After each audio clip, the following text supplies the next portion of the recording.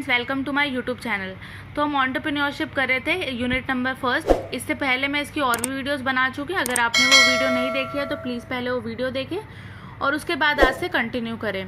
तो आज की इस वीडियो में हम बात करेंगे एंटरप्रेन्योरल कल्चर के बारे में, वुमेन एंटरप्रेन्योरशिप के बारे में और उनको क्या क्या क्वालिटीज़ होती है और क्या क्या प्रॉब्लम चैलेंजेस फेस करने को मिलते हैं। तो हम स्टार्ट करते हैं। It is an environment where someone is motivate to innovate. मतलब कोई इसके अंदर मोटिवेट है जिससे कि वो इनोवेट करे, क्रिएट करे या फिर रिस्क को टेक करने के लिए। तो वो होता है हमारा entrepreneurial culture. In a business and entrepreneurial culture mean the employers are encourage to brainstorm new product और आइडियाज़। मतलब अगर हम बिजनेस के कंटेक्स्ट में इसकी बात करें तो मतलब वो एम्प्लॉयज़ जो मतलब रिस्क को बियर करना चाहते हैं और मतलब जो उसके कल्चर में बिल्कुल पूरी तरह से मतलब फ्रेंडली इन्वायरमेंट में फुलफिल हो गए। फैक्टर्स, इसके अंदर क्या क्या फैक्टर्स आते हैं? Be the voice, promote entrepreneurs, encourage, engage with the supporters, build community leaders और होस्ट इवेंट। तो ये आते हैं इसके फैक्टर्स। अब हम बात करते हैं वुमेन एंटरप्रेन्योरशिप की। It is a process in which women initiate a business. मतलब ये वो प्रोसेस होता है जिसके अंदर वुमेन जो होती है वो स्टार्ट करती है बिजनेस को।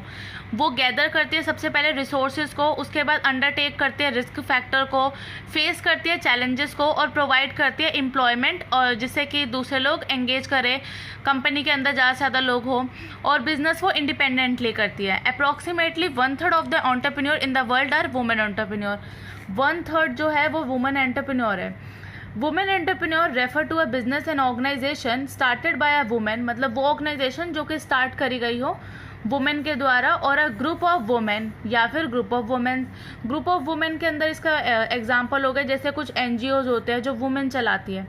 और अगर हम वुमेन एंटरप्रेन्योरशिप की बात करें तो इसका एग्जाम्पल है एकता कपूर और शहनाज हुसैन। तो ये दोनों हमें एग्जाम्पल देखने को मिलते हैं। अब इसकी क्वालिटीज़ की बात करते हैं तो इसकी भी वही क्वालिटीज़ है जो हमारी एंटरप्रेन्योर की क्वालिटीज़ होती है। ये एक्सेप्ट करती है चैलेंजेस को, एम्बिशियस होती है, हार्ड वर्किंग होती है, पेशेंट होती है, मोटिवेटर होती है, adventurous, conscious, educated and intelligent. फिर अब इसको क्या क्या प्रॉब्लम्स या चैलेंजेस फेस करने को मिलते हैं। Women in India have faced many problem. अगर हम इंडिया की बात करें तो इसके अंदर वुमेन को बहुत सारी प्रॉब्लम फेस करने को मिलती है। To get ahead in their life in a business, the problem on Indian women pertain to her responsibility towards family, society and work। मतलब जो वुमेन होती है तो उसको मतलब क्या है, लोग यही चाहते हैं वो फैमिली को भी साथ के साथ देखे, सोसाइटी को भी देखे और अपने काम को भी देखे। तो उसको साथ के साथ 3 चीज़ें और अपनी संभालनी पड़ती है। The other problem face by women entrepreneur are as follow. Family ties, मतलब कभी कभी फैमिली और वर्क को वो साथ में काम नहीं कर पाती। मेल डोमिनेटेड सोसाइटी, मतलब ज़्यादा से ज़्यादा लोग क्या चाहते हैं कि मेल लोग उनके कंपनी में या फर्म में काम करें। लैक ऑफ एजुकेशन, मतलब वुमेन्स के पास इतनी अच्छी तरह से एजुकेशन नहीं होती जिससे वो आगे बढ़ के काम कर पाए। सोशल बैरियर्स कभी कभी काम करते हैं। शॉर्टेज ऑफ रॉ मटेरियल नहीं होते या कभी कभी उनके पास फाइनेंशियल प्रॉब्लम होती है जिससे वो आगे बढ़ के काम नहीं कर पाती। Tough competition, male dominated society के अंदर टफ कंपटीशन देखने को मिलता है। लैक ऑफ सेल्फ कॉन्फिडेंस, उनका कभी कभी सेल्फ कॉन्फिडेंस को लोग गिराने की कोशिश करते हैं। लो रिस्क बियरिंग कैपेसिटी, तो ये होती है हमारी प्रॉब्लम जो कि किसी भी वुमेन एंटरप्रेन्योर को फेस करने को मिलती है। फिर उसके बाद आता है हमारा सोशल एंटरप्रेन्योरशिप।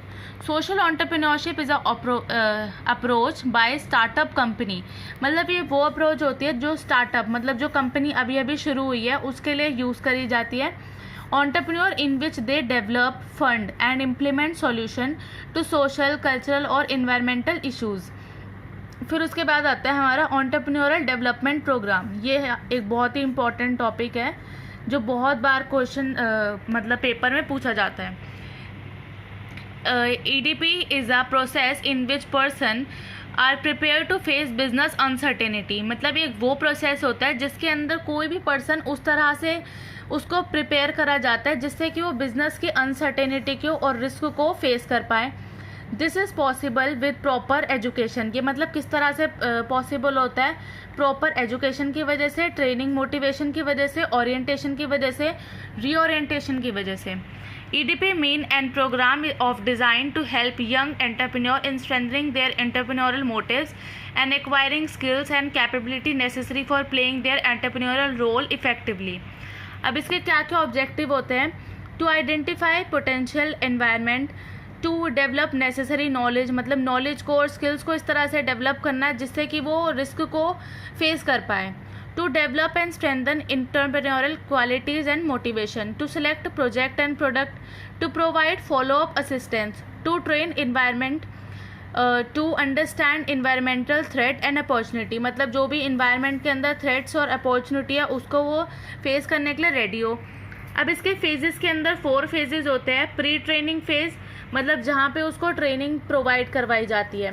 फिर आता है ट्रेनिंग फेज़, उसके बाद आता है पोस्ट ट्रेनिंग, ट्रेनिंग के बाद, और फिर आता है हमारा इवैल्यूएशन, मतलब जहाँ पे वो काम करता है. तो आज की इस वीडियो में बस इतना ही. और अगर आपको मेरी वीडियो पसंद आई हो तो प्लीज़ लाइक करें और मेरे चैनल को सब्सक्राइब करें. और अगर आपको मेरी प्रीवियस वीडियो देखनी हो तो उसकी लिंक आपको डिस्क्रिप्शन बॉक्स में मिल जाएगी. आपको मेरे नोट्स की लिंक भी डिस्क्रिप्शन बॉक्स में मिल जाएगी. Thank you.